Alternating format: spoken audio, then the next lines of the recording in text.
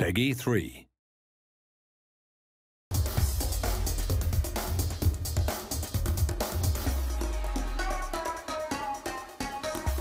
I think there was a lot of limitations in our old collision system. It was very good, but it didn't allow us to do some things that were quite difficult. So a lot of times in FIFA 11 you'd get a situation where maybe two players are running into one another, and because there's a lot of contacts between those two players, with the old system we had to pick one contact, which meant that we'd get a collision animation that did a great job of showing you that there was a collision, something happened, but maybe didn't take into account every little detail.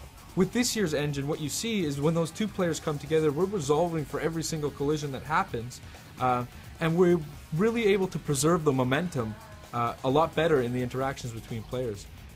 This looks fantastic when you get into the replay camera and you see all of the limbs and the parts bending and contorting as you would expect them to, like you would see on real-world TV. But it also translates into the telecam, where you really feel the difference of the game and you really feel that preservation of momentum. Another benefit that we get is we resolve a lot of our clipping issues in the game this year.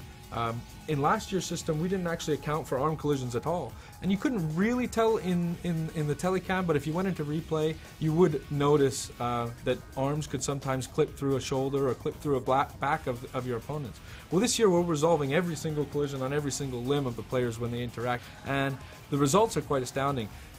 One, you don't actually get the level of clipping that you got in last year's game, but two, you get tons of variety.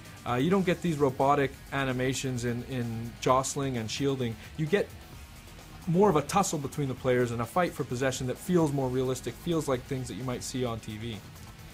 To illustrate the point about the variety we get, I want to talk about contextual dribble turns. And what this is using the left stick, you could beat a player last year by maybe taking just a 45-degree dribble turn. But sometimes when you would do that, maybe you'd knock the ball by him and that player would stick out a leg trying to tackle you or really be in the way of where you're trying to go after the ball has passed him. So when you add this year's engine on top of the contextual dribble turns, what you get is realistic behaviors, realistic things that you would see on television happening in the game. Like, for instance, a player knocking the ball by a defender, he sticks out a leg to tackle and the dribbler tries to jump out of the way, but he gets caught and he goes down. But the way he's trying to jump out of the tackle and the way that his legs bend because he's been caught, it creates another level of variety that we just wouldn't have had in the game last year. Further to that, what you can see now is sometimes a dribbler will knock the ball by a defender using one of these dribble turns, jump out of the way and gets caught, but just slightly, so he takes a small knock. And what you get is a little bit more of resilience from the player to take those small knocks and able to continue on and go after the ball.